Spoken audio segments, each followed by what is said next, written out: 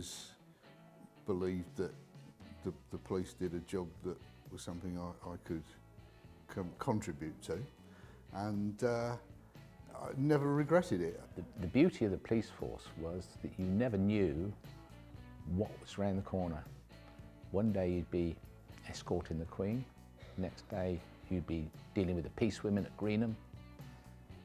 Well, as a beat officer, it was very much to do with neighbourhood crime, I suppose they would call it these days. It was burglary, it was thefts from sheds, thefts of pedal cycles, vehicle crime, and then in the town centre it was still public order, although that was much more revolved around the pubs and drunkenness. Friday and Saturday nights everybody would patrol the town centre, so even the officers from outlying beats would come in and either be on foot patrol or patrolling in the transit van. Beginning in '62, and I was transferred to Thatcham, which is another little village down towards Newbury. It's not a village anymore. Again, as an office boy, and I just had to polish the floor and make the tea for the sergeant and keep the sergeant's stolen vehicle book and persons wanted book up to date. In the '65, when I joined, only just getting radios in the police vans. That was an A35 estate. Now here's a frightening statistic. I can remember the index number of it, SRX 128. And I think that just had the radio, just the force radio, no personal radios in, and that was the first radio in the van.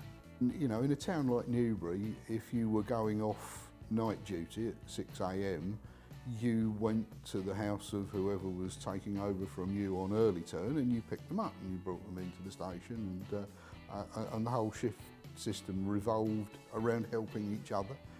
And obviously if you were involved in something at the end of a shift, you stuck with it and you finished the job. Well, first of all, communications is the biggest thing. I mean, we didn't have radios when we first started.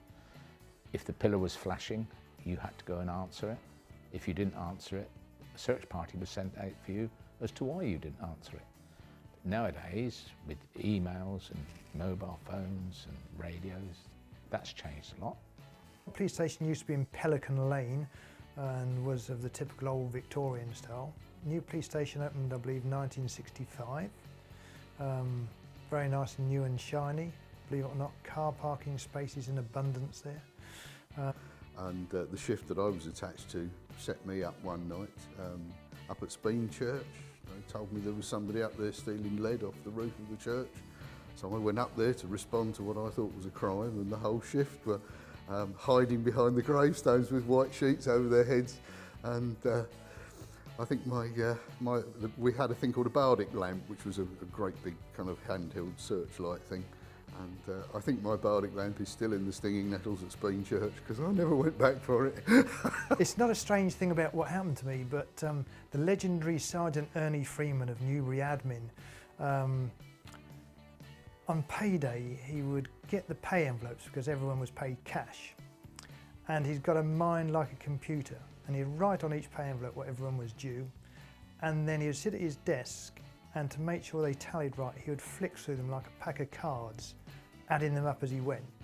He'd then get on his full uniform, helmet, jacket, on his rally 3-speed pedal cycle, pedal to the bank, get the money, put it in his saddlebag, and cycle back again, and then put it in the envelopes. All interesting. You never got bored. You didn't have time to get bored. Yeah.